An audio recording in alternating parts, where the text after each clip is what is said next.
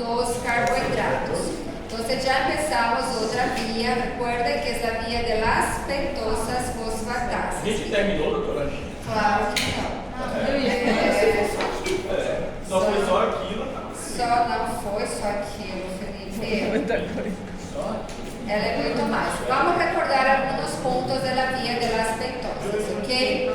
Esta es una vía que yo les puse acá en la pizarra algunas características. Les dije que es una vía que utiliza ¿cuál precursor? ¿Con quién empieza la vía de las pentosas? G6. Glucosa 6-fosfato, G6P. ¿De dónde viene este precursor? ¿De cuál otra vía? Glucólisis. O sea, que la glucosa bajo la acción de la enzima exoquinasa, que es la primera reacción de la glucólisis, forma glucosa 6-fosfato. Es un producto intermediario de la glucosa, de la glucólisis, la glucosa 6-fosfato. Una vez que se forma la glucosa 6-fosfato, de acuerdo a nuestras necesidades celulares, ella tiene tres vías, tres caminos. ¿Se acuerdan que yo les dije? Que aquí también está. Si la necesidad de la célula es producción de ATP para estas células, ¿qué pasa con la G6P? Ella continúa en la glucólisis hasta formar el piruvato. El piruvato en condiciones aeróbicas forma acetil-CoA y vai para o 5 de Krebs. Continúa la respiración celular.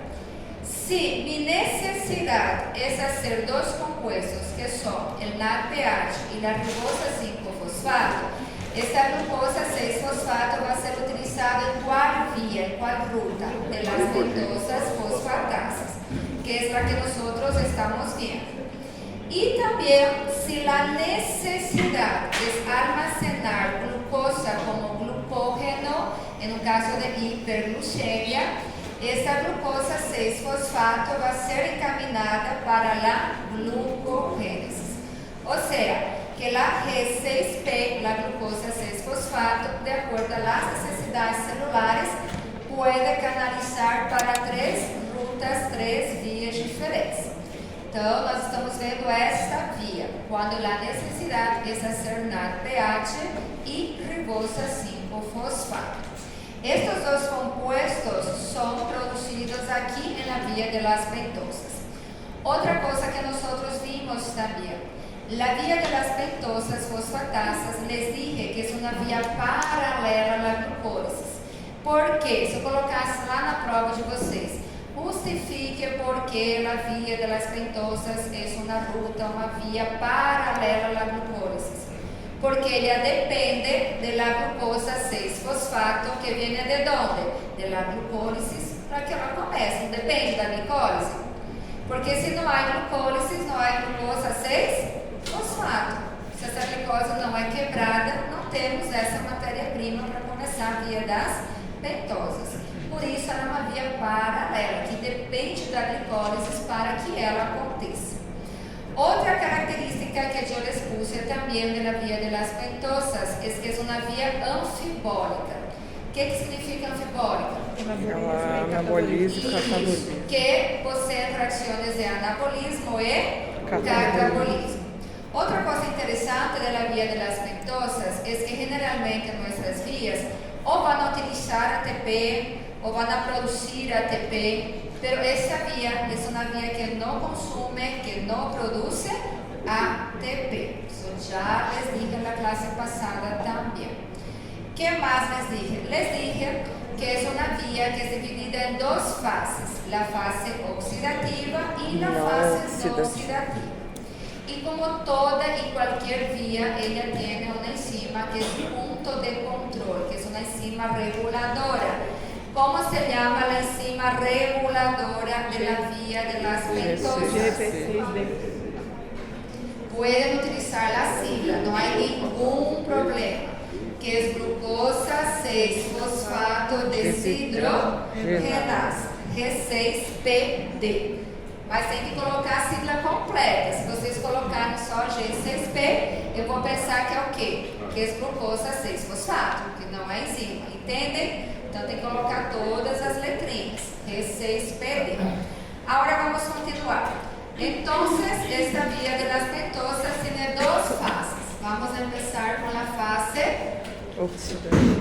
Oxidativa. ¿Qué necesito saber de la fase oxidativa? Esta fase es irreversible.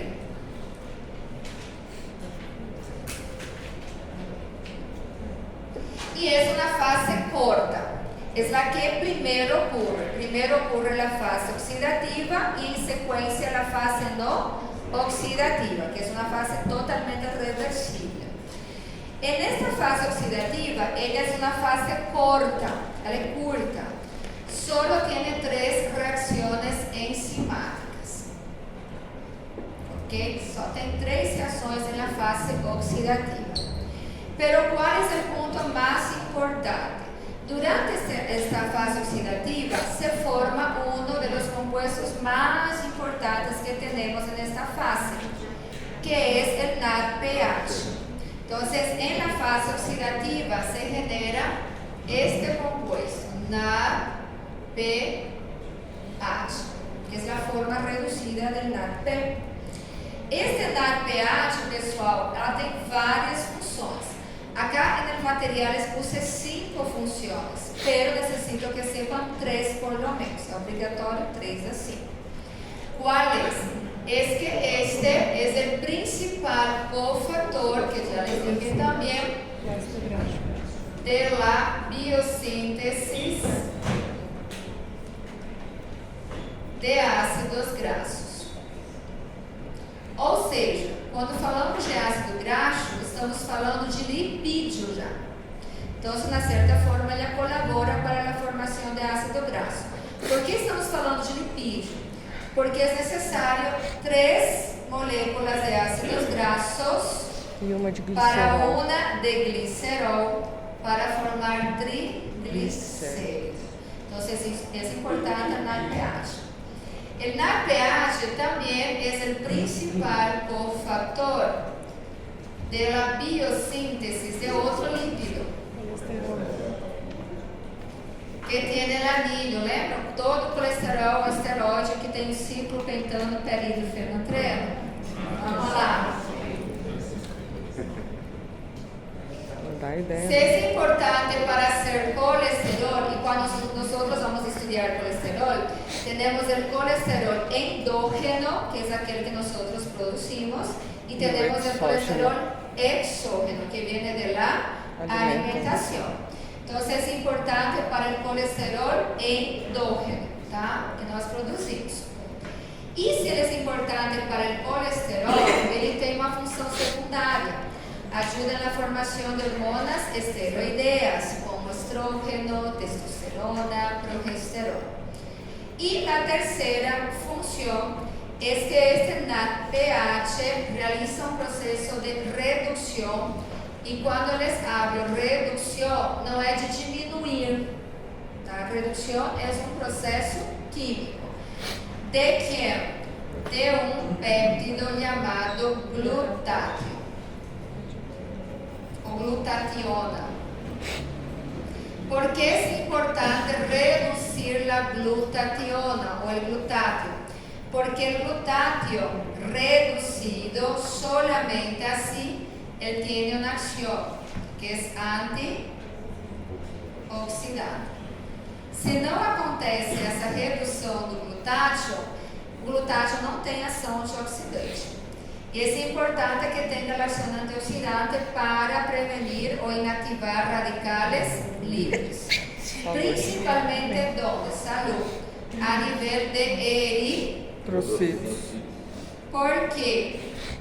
Porque se eu não tiver NADPH suficiente, não vai, ou seja, vai acontecer a redução do glutátil, mas às vezes não vai ser efetiva essa redução do glutátil e pode acontecer um quadro de hemólise nos eritrocitos devido ao excesso de radicales livres, entendem?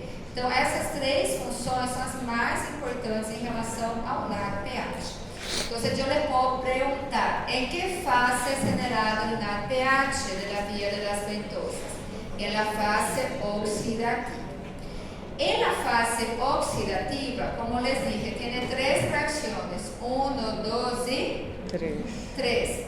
¿Qué es importante saber de estas 3 reacciones?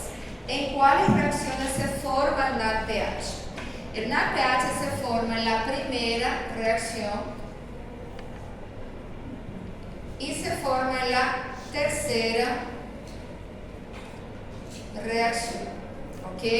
Então, quer dizer que o saldo final da fase oxidativa se forma quantas moléculas de NADPH? 2 moléculas de NADPH, donde la primera y tercera reacciones de la fase oxidativa de la vía de las pentosas. Al final de la fase oxidativa se forma, según NADPH, se libera una molécula de CO2, porque la última reacción es una descarboxilación. Y en la última reacción, la reacción 3, se forma un compuesto, que es el producto final de la fase oxidativa. Este compuesto se llama ribolosa 5-fosfato.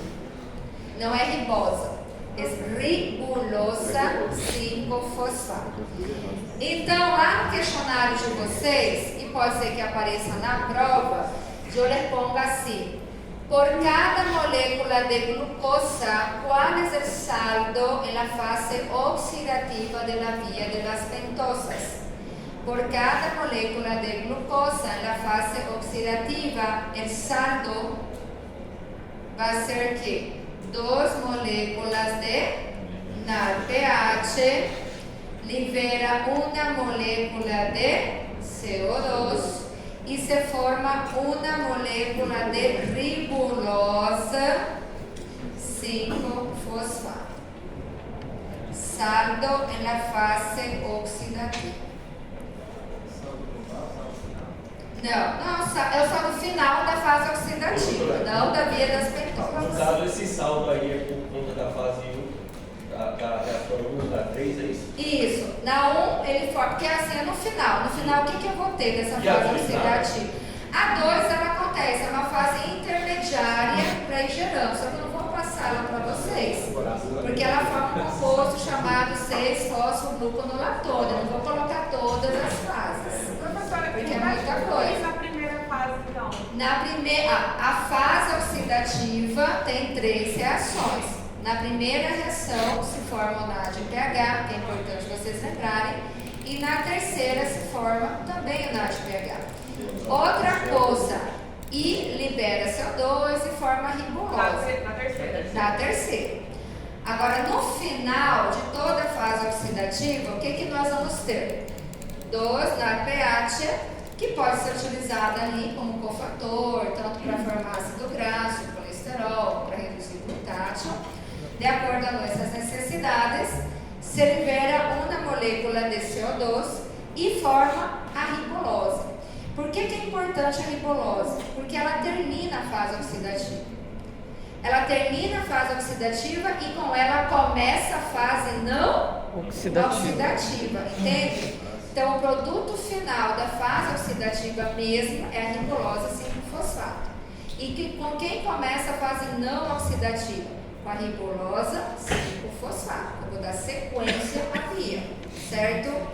Outro ponto importante que eu direi, essa é a primeira reação da fase oxidativa e essa é a primeira reação da via das pentosas, não é? Na primeira reação, lembrem que nós começamos com quem essa primeira reação? Com a glucosa 6-fosfato, que é o precursor. Com ela que começa todo o processo. E aqui eu falei para vocês que tem enzima reguladora. Onde trabalha essa enzima reguladora? Em qual reação ela cataliza? A primeira reação. Então, hoje nós encontramos a G6PD. Aqui, ó. Vamos poner aqui do lado para lembrar. La glucosa 6-fosfato deshidrogenasa, ela catalisa a primeira reação.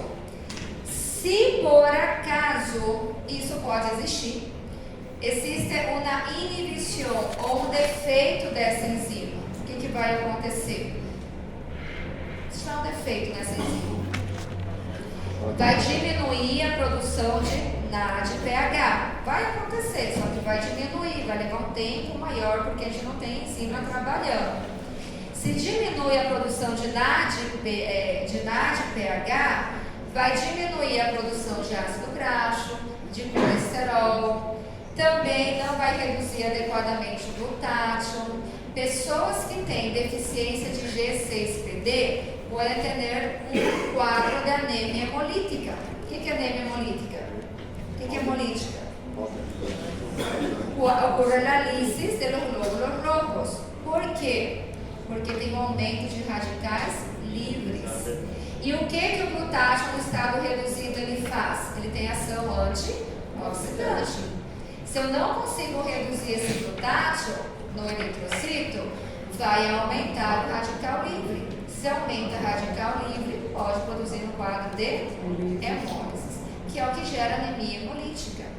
Existe anemia hemolítica por deficiência de G6PD. Eu tive uma aluna no ano passado que ela tinha essa condição. Tá? Então, a anemia hemolítica ela se dá por várias razões. Uma delas é genética. A outra é deficiência de vitamina E, que nós vimos no caso das vitaminas. E lembre que a vitamina E, a principal função dela é qual? Antioxidante. A reposição dessa vitamina cura? Essa não, porque essa aqui é genética. Tá? A gente vai comentar daqui a pouco um pouquinho mais aqui no material. E pessoas que têm anemia hemolítica por deficiência de G6PD, elas são pacientes assintomáticas, tá? Elas só vão ter esse quadro da anemia mesmo quando elas estão no estresse oxidativo. Porque quando nós estamos no estresse oxidativo, o que acontece com os radicais livres? Aumenta. Então aí ela não tem o controle para inativar todos esses radicais livres por deficiência dessa enzima. O que seria um estresse oxidativo? Por exemplo, certos fármacos, né, antibiótico, que mais? Estresse mesmo, ansiedade, infecções, aumento do quadro de radicais livres. Um alimento em específico, que não sei se vocês conhecem, aqui não é tão conhecido, acho que é mais para o norte e nordeste, que é a fava. É um feijão, tipo um feijão. Isso. Ava em espanhol. Então, pessoas que têm anemia hemolítica por deficiência da G6PD não podem consumir fava, porque ela é muito oxidativa. Ela tem compostos que são muito oxidantes. Então, como o corpo dele não consegue inativar, ele gera estresse oxidativo. Mas isso a gente vai falar depois. Não sei se é por isso, mas lá quando a gente vai comer ela, tem que fermentar, jogar água fora. Não, essa é a forma de fazer mesmo, mas independente disso, não consuma quem tem deficiência de G6PD. Ok, então vamos ver aqui. Recuerden que la vía de las pentosas es una vía alternativa o paralela ao metabolismo da glicose. É uma via que não leva a formação de ATP, não produz ATP, não consome ATP. Ella tiene dos funciones. Una de las funciones nosotros ya vimos, que es generar la pH. Y la otra es regenerar la ribosa 5-fosfato, que es una ribosa que nos sirve para formar nucleótidos, ácidos nucleicos. A ribosa 5-fosfato, a gente vai ver logo, é na fase no oxidativa. A gente não viu ainda. Importante. Qual é a localização celular da via de las pentosas? Citosol. ¿Por quê? Porque se ella na via paralela a glucólisis ocorre no citosol, essa também ocorre no citosol, tá? Na mesma localização celular. Então, aqui, essa é uma ruta anfibólica, já vimos. Não usa e não consome ATP, já sabemos. Qual é a sua enzima de controle reguladora? G6PD, glucosa 6-fosfato desidrogenasa. Que ella genera ribosa 5-fosfato en la fase no oxidativa, que ya vamos a ver, ocurre en el citosol y genera NADPH en la fase oxidativa. El NADPH, ¿cuáles son las funciones de este NADPH? Recuerden que yo les dije que puse 5, pero tienen que saber las 3 que están aquí. Principal cofator de quê? De la biossíntese ou síntese de ácidos graxos. Principal cofator da síntese ou biossíntese de colesterol. E o colesterol é um esterol. Se ajuda na formação de colesterol, ajuda também na formação de hormonas esteroideas. progesterona, estrógeno, testosterona, etc. Esta es otra función, ayuda a la formación de aminoácidos no esenciales. ¿Qué son aminoácidos no esenciales? Son aquellos que el cuerpo produce o no produce. Produce, o sea que para sintetizar los aminoácidos dentro de nuestro organismo necesitamos del NADPH también, mas es una función secundaria. Y la otra función importante es que reduce el glutáqueo e genera esse glutáqueo reduzido. O glutáqueo reduzido, pessoal, tem esta sigla, GSH. Puede ser que eu les ponga esta sigla e tienen que saber que GSH significa o quê? Glutáqueo reduzido. Quem faz a redução do glutáqueo? O NADPH, que vem da fase oxidativa da via de las pentosas. Certo? Bueno. Aqui eu vou colocar da ribose, mas depois a gente fala dela, tá? Aqui, gente.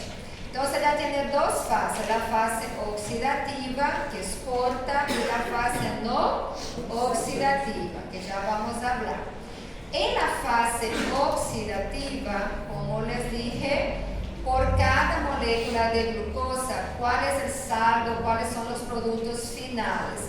2 da pH, 1 de ribulosa e 1 de CO2.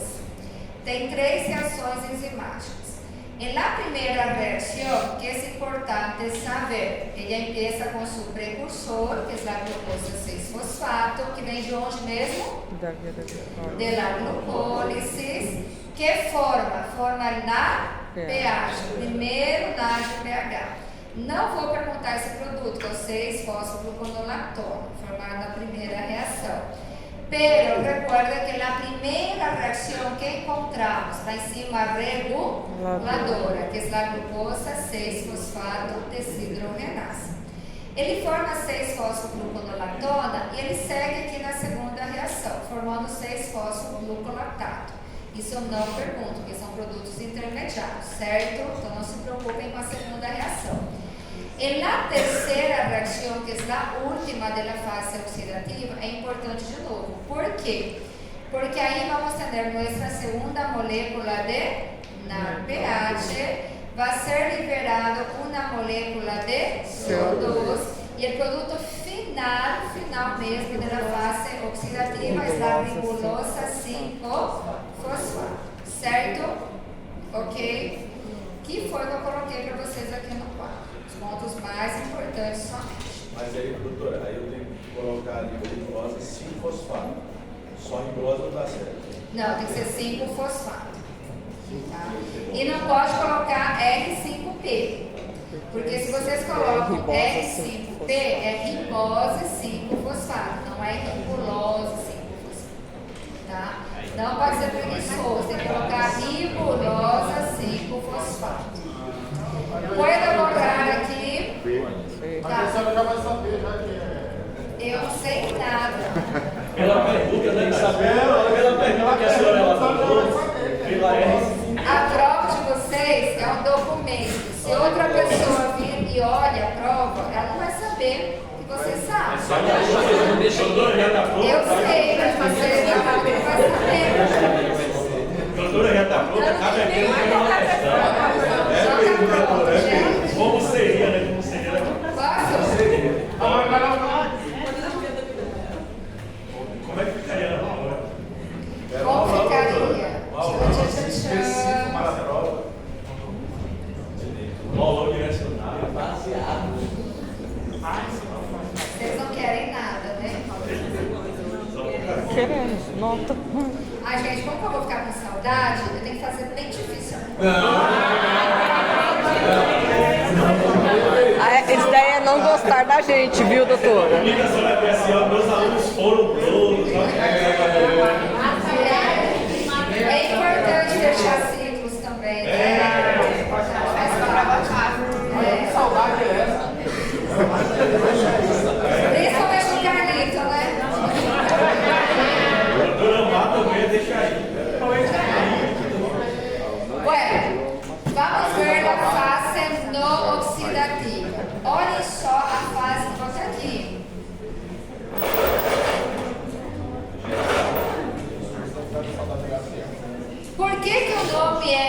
pentosa fosfatasa, Davi. Por causa da ribosa, Pentosa es un carbohidrato que tiene ¿cuántos átomos de carbono? 5. En la fase no oxidativa, ella forma várias pentosas que tem o grupo fosfato. E pentosa é um monossacárido, ok? Porque os monossacáridos vão de 3 carbonos hasta 7 carbonos, né? Formando uma triosa com 3, uma tetrosa com 4, uma pentosa com 5, hexosa com 6 e heptosa com 7. Na fase não oxidativa, vocês estão vendo aqui as faixinhas dela? Pra cá, é uma fase totalmente reversível. Quer dizer o quê? Que a xilulosa 5-fosfato, ela forma o gliceraldeído 3-fosfato e esse pode voltar a formar de novo a xilulosa, né, 5-fosfato. É uma fase reversível. Muitos livros falam, e se vocês estudarem por aí, vocês vão ver que eles falam assim, é uma fase caótica. Ela não tem uma direção própria. Porque é uma via que uma faz a outra volta a fazer de novo, né, o que deu origem, e assim. Então, quais são os pontos mais importantes? É difícil entender ela, a fase não oxidativa. Vamos poner solamente nos pontos mais importantes. Com quem empieza a fase não oxidativa? Com quem termina a fase oxidativa? Com quem termina e começa ela? Ribulosa 5-fosfato, ok? Entonces, la fase no oxidativa empieza con la ribulosa 5-fosfato. Ribulosa. Aqui, gente, na fase não oxidativa, o principal produto é um monossacárido, a ribosa 5-fosfato. Lembrem que a principal função da via de las pentosas é generar 2 produtos. Ribosa 5-fosfato, que vem de onde? Da fase não oxidativa. E gerar NADPH, que vem da fase oxidativa. Então, para nós, é importante saber na fase não oxidativa em que momento ele forma essa ribose 5-fosfato. Porque ela é o principal produto da fase não oxidativa. É ribosa ou ribulosa? Aqui é ribulosa. Da ribulosa, vamos formar ribosa, tá? Diferente. É isso. Então, da ribulosa aí vai formar a Ribosa 5-fosfato. Deixa eu voltar aqui, para vocês verem. A ribulosa da fase então oxidativa. A ribulosa é o final da fase oxidativa E que e o começo da fase não oxidativa. Por exemplo, a Débora é o produto final da fase oxidativa. Termina comigo. E a fase não oxidativa começa comigo. Tá? Ok. Ué, vocês estão vendo? Olha isso aqui, que a ribulosa, ela tem 2 opções. Ou ela forma xilulosa 5-fosfato, ou ela forma ribose 5-fosfato. Qual é o principal produto aqui? Ribose 5-fosfato. Então ela tem 2 caminhos, ó. Ou ela forma la xilulosa 5-fosfato, ou ela forma la ribosa 5-fosfato. É isso que eu quero, tá? Para isso, vai depender das enzimas que vão formar cada uma delas, tá? E aí nós vamos ter 2 enzimas, uma ribose 5-fosfato epimerasa e uma ribose 5-fosfato isomerasa. Deixa eu mostrar aqui para vocês. Difícil agora. Então, olha, começa com quem é fase não oxidativa? Ribulosa 5-fosfato. Ou essa ribulosa ou vai formar uma ribosa ou uma xilulosa. Vai depender da enzima. Se eu tenho uma epimerasa, ela vai formar xilulosa. Então, vamos por aqui. Então, se temos ribosa 5-fosfato epimerasa, que forma celulosa 5-fosfato. Se utilizarmos lá em cima ribosa 5-fosfato isomerasa, forma la ribosa 5-fosfato, certo? Então, se eu perguntar lá na prova, qual é a enzima que forma o principal produto da fase não oxidativa? Ribosa 5-fosfato isomerasa. O principal produto não é ribosa 5-fosfato? Porque ele é esse principal produto. Qual é a função dessa enzima, dessa ribose? Essa ribose, a principal função, ela vai agir em outra via. Ela é a precursora. O que é precursor? Vai começar, vai dar início a partir dela a um processo chamado biossíntese das purinas. Então, quando nós vamos estudar biossíntese das purinas, o que eu vou falar para vocês? O precursor das purinas para formar as purinas é a ribose 5-fosfato. Vou perguntar, de onde vem a ribose 5-fosfato? Da ribulose, mas de qual via? Da via das pentosas, da fase não oxidativa. Entendem? Porque as vias estão relacionadas. E tudo começou com quem? Com a glicose. Por isso nós não vivemos sem glicose. Nós precisamos dela, porque ela vai puxando outras vias. É importante que vocês entendam as relações entre as vias metabólicas. Se ajuda na formação de purinas, ajuda na formação de quê? De nucleótidos. Para formar quê? ADN e ARN. Estão vendo a importância da via das pentosas? Então ela é muito importante. Fale, Câmara. Eu me perdi ali no epimerase e epimerase. Ah, são duas enzimas. Cheguei eu a ribulosa, tá? Eu sou ribulosa. Cheguei lá na fase não oxidativa. Desse lado tem a Adriana, que é uma enzima. Ela vai ser a epimerase. Se eu pegar o caminho da Aline. Falei, aqui que eu falei Adriana? Aline. Se eu pegar o caminho da Aline, que é uma epimerasa, o que vai sair da ação da epimerasa? Xilulosa 5-fosfato. Xilulosa 5-fosfato. Aí segue a via com a xilulosa 5-fosfato. Mas, se a minha necessidade é fazer ribose, eu vou para outra enzima. E essa enzima é qual? A isomerasa. Se eu pegar Lucas, né? Se eu pegar o Lucas, ele vai ser isomerasa, vou formar ribose 5-fosfato, que é o que eu preciso como matéria-prima para começar a via das purinas. E formar nucleotídeos, de ajudar na formação de DNA e RNA. Entendem? Então eu tenho duas opções aí. Pode ser que aconteça as duas ao mesmo tempo? Pode ser também, tá? Bueno. Qual a diferença, professora? Precursor e nucleotídeos? Purinas e... Não, isso aqui tudo está relacionado. Se ela ajuda na biossíntese das purinas, ajuda por consequência na formação de nucleotídeos para formar ácidos nucleicos a partir das purinas. Tá? Bueno, aqui eu quero voltar um pouquinho para a fase não oxidativa. Cadê ela? Aqui. Todos esses que vão sendo formados, estão vendo aqui, ó, a xilulosa, o gliceraldeído, a cetulose, a eritrosa, a frutose, todas têm um grupo fosfato. Todos eles são monossacarídeos, tá, pessoal? Nós vimos só 3 monossacarídeos, que é a glicose, a frutose e a galactose. Mas existem outros monossacarídeos. Então, todos esses que são formados aqui na fase não oxidativa, ele forma monossacarídeos. Todos esses monossacarídeos têm o grupo fosfato na sua formação. Aqui, por que ele forma tanto monossacarídeo?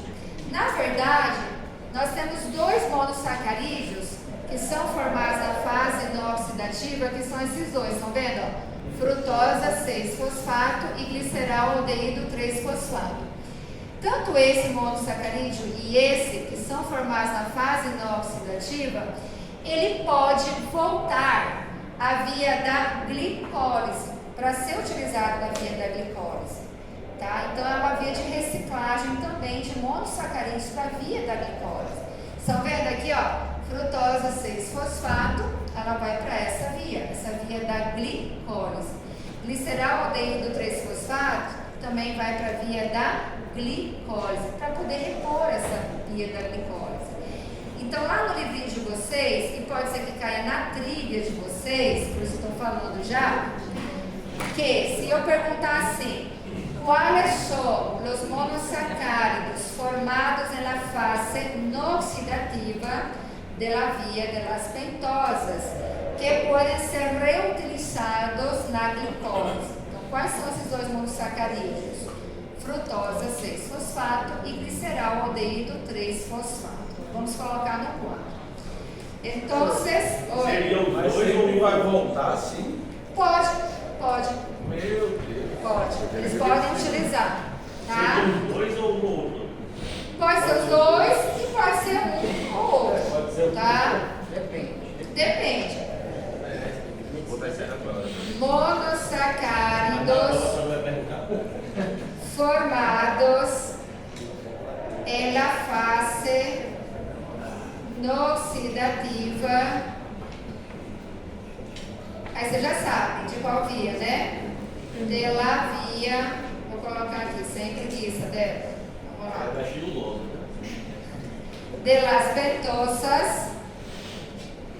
que vuelven, que quer dizer vuelven? Que voltam, que regressam, fica melhor. A la glucólise. Então, quais são? São os dois, frutosa 6-fosfato e gliceraldeído 3-fosfato.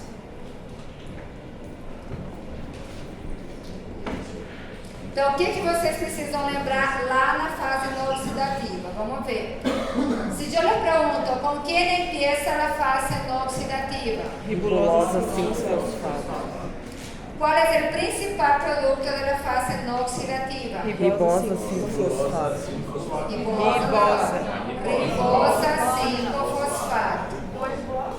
Ribosa, mas alguém falou ribulosa.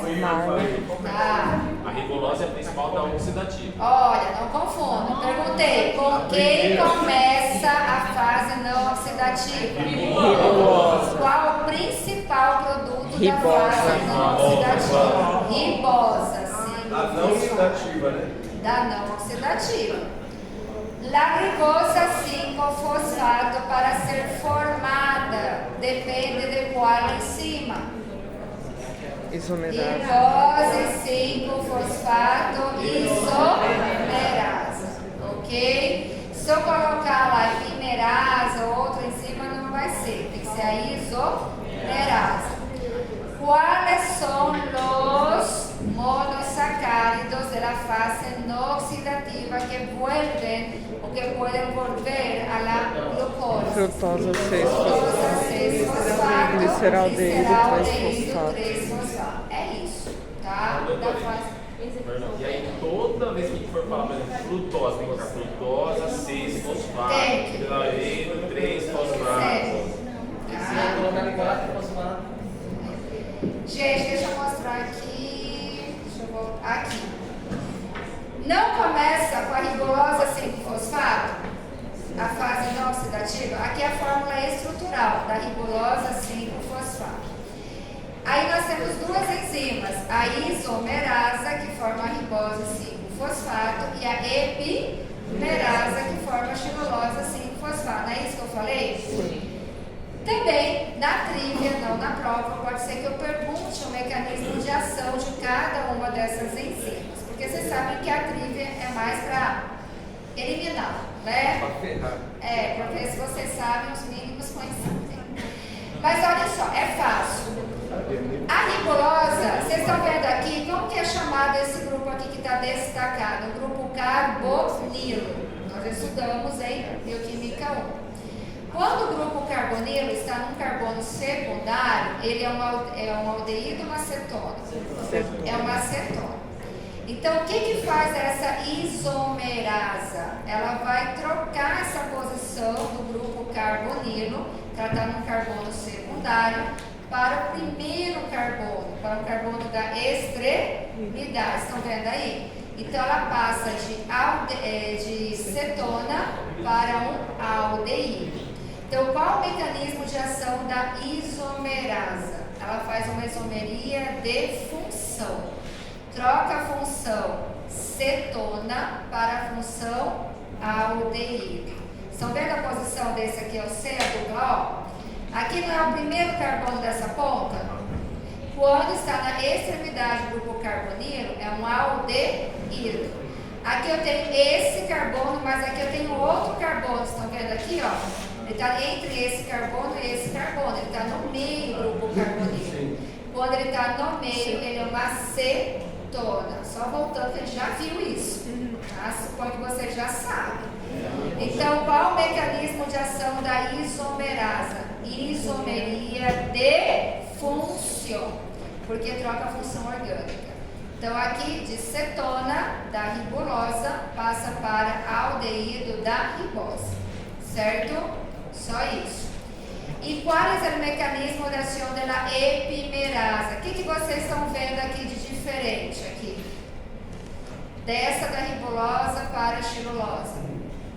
O que está diferente? A posição desse grupo hidroxilo. Estão vendo aqui? Aqui na ribulosa está desse lado, à direita. E na xirulosa, onde está o grupo H? À esquerda. Então, ele muda essa posição. Só do OH. Então, o nome dessa isomeria é isomeria de posição. Troca a posição do grupo hidroxilo. Vou escrever para vocês no quadro. Pode apagar? Pode. Vamos colocar aqui em cima. Doutora, mas isso aí já fica, né? Vou colocar só isomerasa, tá? Qual é o mecanismo de ação da isomerasa? Isomeria de função. Ou seja, a ribulosa 5-fosfato que tem a função cetona, quando forma a ribosa 5-fosfato, o grupo carbonilo se encontra na extremidade e passa a função aldeído, a isomeria de função. Agora, qual é a ação da epimerasa? Vou colocar aqui no cantinho. Apaga o outro. Apaga. Apagar? Já? Sim? Alguém falou? Não sei. Tira foto. Já apaguei agora.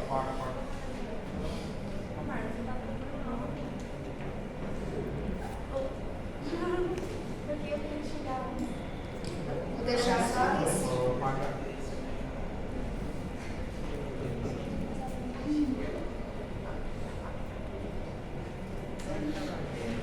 E qual é a função da epimerasa? Isomeria de posição.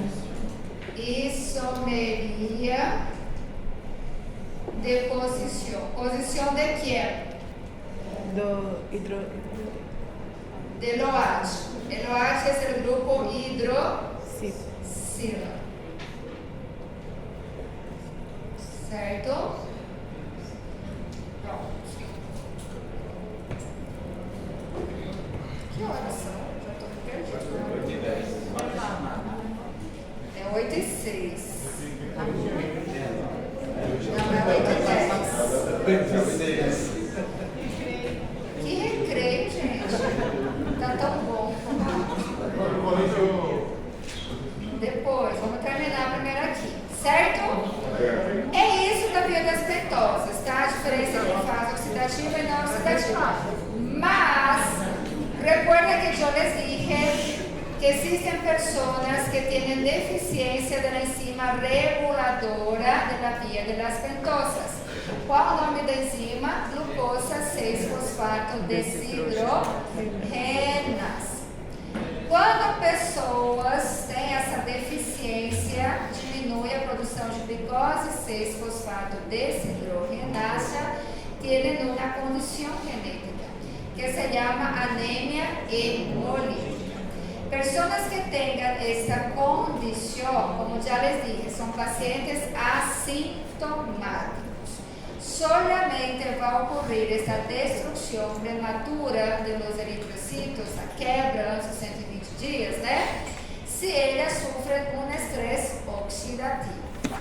Acá al final yo les puse cuáles son los ejemplos de estrés oxidativo. Infecciones, ciertos fármacos, les dije de los antibióticos, de los anti-inflamatorios no esteroideos también, y un tipo especial de alimento, que é qual? Água, tá? Então, se vocês me colocam lá exemplos, eu pedi exemplos que causam estresse oxidativo, e vocês me colocam alimento só, não vou considerar, porque não é qualquer alimento. Tem que colocar aba. Qual é o alimento? Ou fava. Pero como estamos em espanhol, Jana? Aba. É tão fácil, né? Aba, fava. É fácil.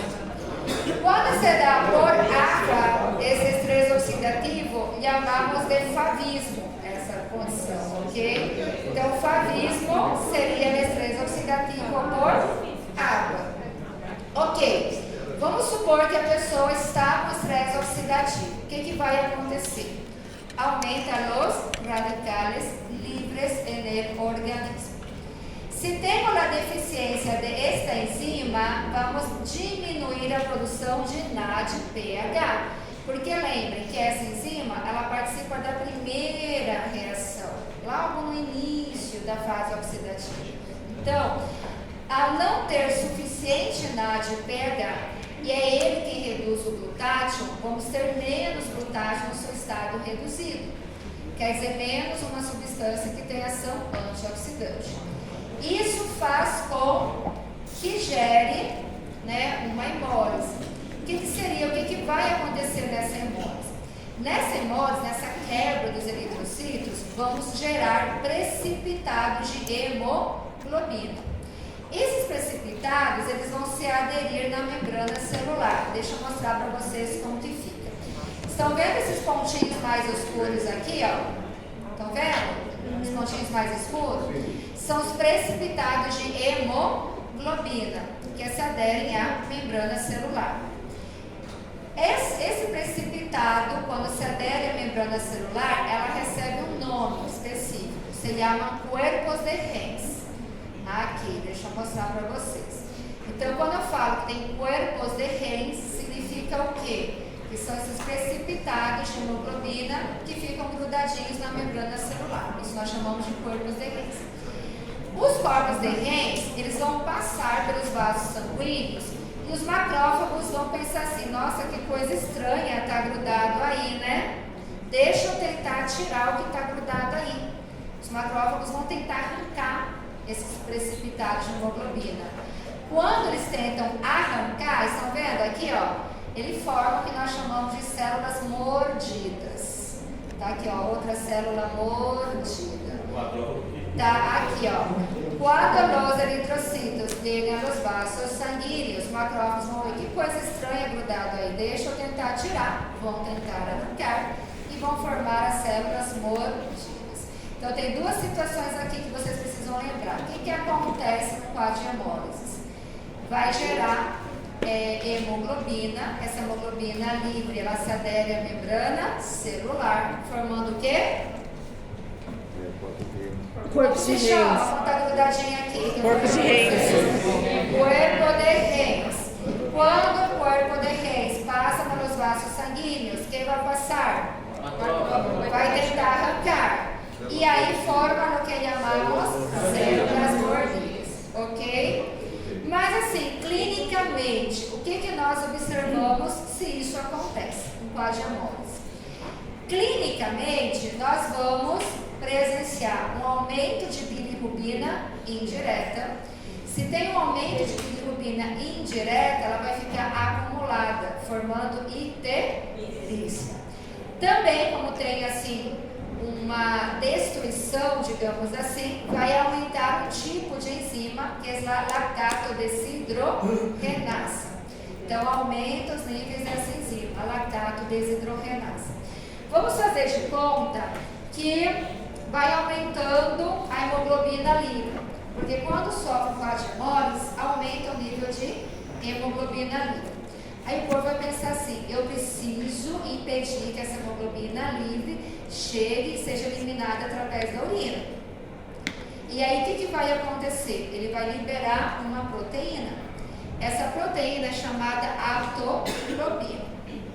Então, a Aline é aptoglobina. O corpo vai liberar várias moléculas da Aline, várias aptoglobinas. Eu sou hemoglobina. A aptoglobina se une à hemoglobina, formando um complexo hemoglobina-aptoglobina. Esse complexo vai estancar um pouquinho e vai impedir que essa hemoglobina saia pela urina. Mas vai chegar um momento que a produção de aptoglobina já não vai mais ser suficiente. E ela vai diminuindo a produção de aptoglobina. Então, em exames laboratoriais, quando a aptoglobina está diminuída, está fora dos seus valores normais, isso indica um quadro de hemólise, ok? Então, é outra situação que nós observamos também. A aptoglobina não vai ser suficiente para poder estancar esse excesso de hemoglobina. O corpo não consegue acompanhar. E ela vai diminuir. Se isso acontece, essa hemoglobina vai sair pela urina e vai formar o que nós chamamos de colúria. Então, olha, o que nós podemos observar clinicamente? Aumenta o quê? Bilirrubina indireta. Aumentando bilirrubina indireta, forma icterícia. Aumenta uma enzima, quais lá em cima? Lactato desidrogenase. Diminui uma proteína. Quem é essa proteína? A aptoglobina. E com isso vamos ter o quê? Colúria, que é os precipitados de hemoglobina que observamos na urina. Certo? É isso. Acho que é isso.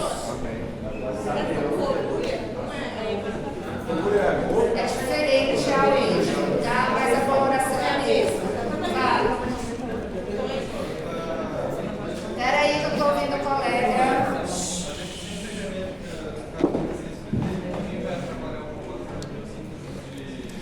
Sim, boa pergunta. Olha só. O NADPH vai diminuir a produção. E aí também diminui a produção de colesterol, de ácido graxo, tudo está relacionado também, tá? Não relevantes, tá? Não relevantes. Pode ser que aumente, tipo, em relação ao colesterol exógeno e diminua o endógeno, de repente. Isso pode haver alguma alteração nos hormônios, de repente, mas assim a gente não leva em consideração.